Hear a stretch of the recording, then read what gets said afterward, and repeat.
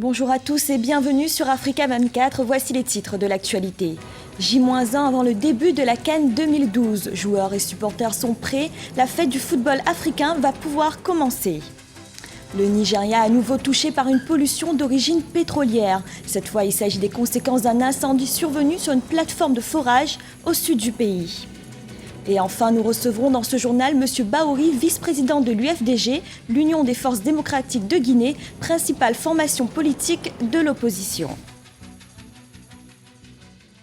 À la veille de la CAN 2012, tout le continent est en effervescence. Les supporters vont vivre du 21 janvier au 12 février prochain une fête du football africain. De leur côté, les équipes sont prêtes et attendent avec impatience d'entamer la compétition.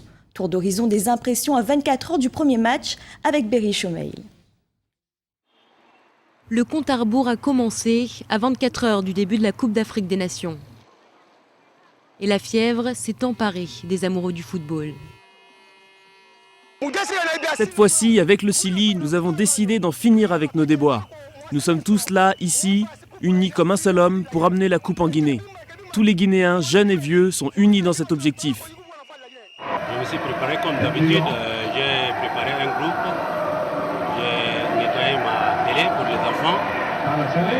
Les Tchadiens sont comme d'habitude des fans du football. À ce moment-là, je pense que tous les Tchadiens, tous les fans du football se préparent pour accueillir la phase finale de la Coupe d'Afrique des Nations.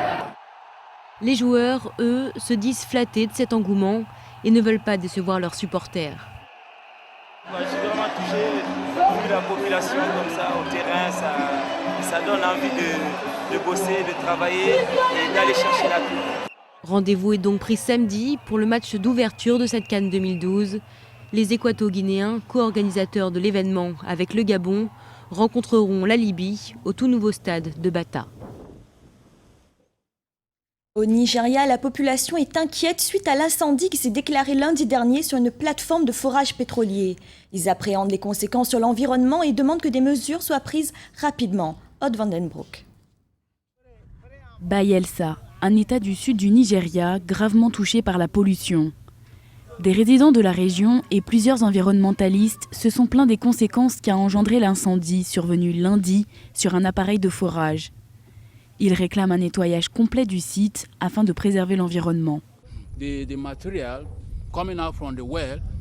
Le matériel ainsi que le gaz qui sortent du puits sont très dangereux pour l'environnement. La vie aquatique est touchée, nous avons vu plusieurs poissons morts et ça aura des implications, des conséquences graves sur la vie des gens. Parce que la nappe a voyagé sur plusieurs kilomètres et pourrait affecter plusieurs communautés le long du littoral.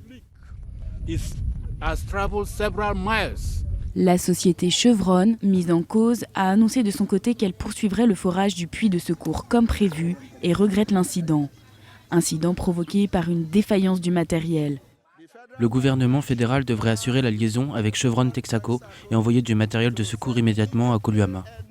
L'an dernier, un rapport des Nations Unies avait insisté sur les risques de grave pollution dans la région du delta du Niger. Assainir la région pourrait prendre 30 ans pour un coût total d'1 milliard de dollars. Le Soudan et le Sud-Soudan ne sont pas encore parvenus à un accord pétrolier. Le Soudan a prévenu mercredi qu'il continuerait à prélever une partie du pétrole pour compenser les droits de passage tant qu'une solution ne sera pas trouvée aux problèmes de frontières et de sécurité. Les précisions de Marie Chambrial. Négociations houleuses entre le Soudan et le Sud-Soudan. Indépendant depuis juillet dernier, le Sud-Soudan accuse son voisin de profiter de ses ressources pétrolières. Mais le plus jeune État d'Afrique reste lui aussi dépendant des pipelines de Khartoum. Depuis plusieurs semaines, les deux États piétinent dans leurs négociations liées à la question pétrolière et aux droits de passage. En attendant, le Soudan a annoncé la semaine dernière qu'il confisquerait le pétrole du Sud pour compenser les droits de passage impayés. Ils nous accusent de voler leur pétrole. Ce sont des enfantillages. Nous sommes un État souverain, c'est notre droit.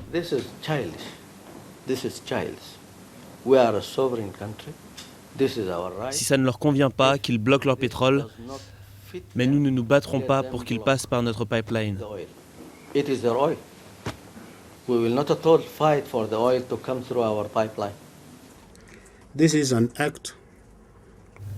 Ce qu'ils font s'appelle du piratage. Ils confisquent nos ressources et violent les lois internationales alors que nous sommes censés être en paix.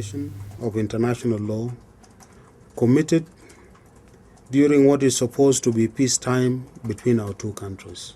Les tensions s'étaient pourtant apaisées en 2005 entre le Nord et le Sud avec la signature d'un accord de paix. Mais plusieurs points restent encore à régler, en particulier les problèmes de sécurité. Depuis mardi, les deux pays ont entamé de nouvelles négociations sous l'égide de l'Union africaine. Les dernières rencontres s'étaient toutes soldées par un échec.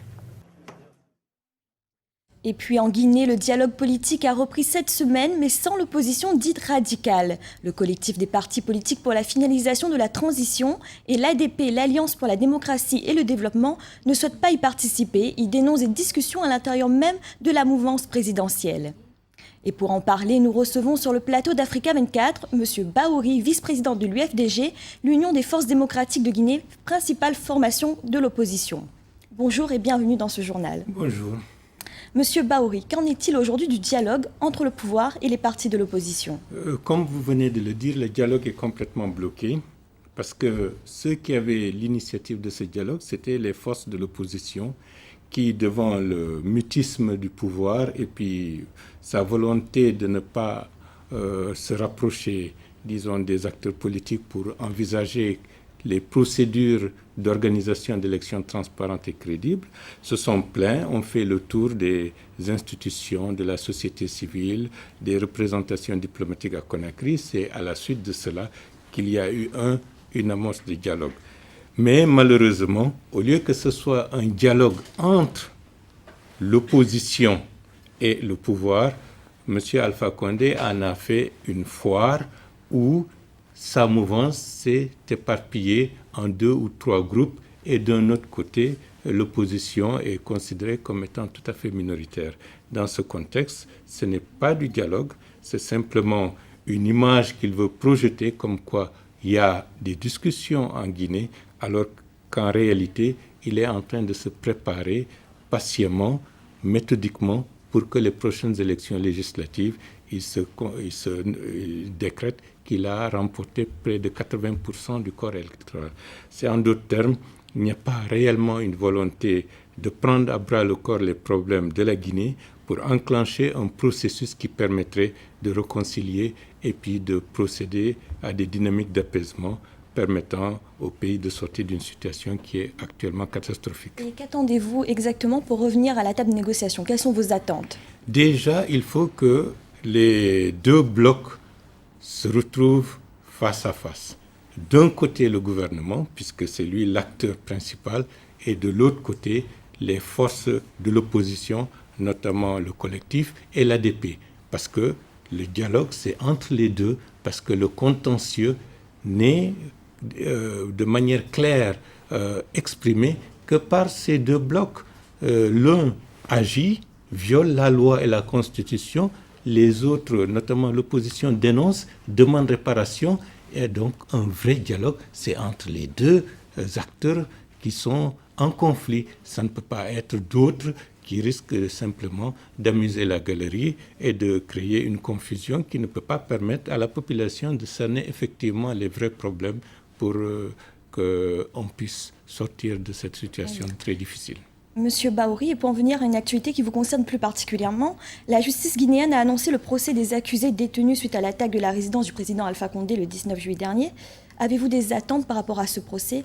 Non, je crois que M. Alpha Condé lui-même, au mois de septembre, a déclaré dans un média du Sénégal que Tibou Camara, Ella Sedekadi et moi-même étaient les commanditaires de cet attentat.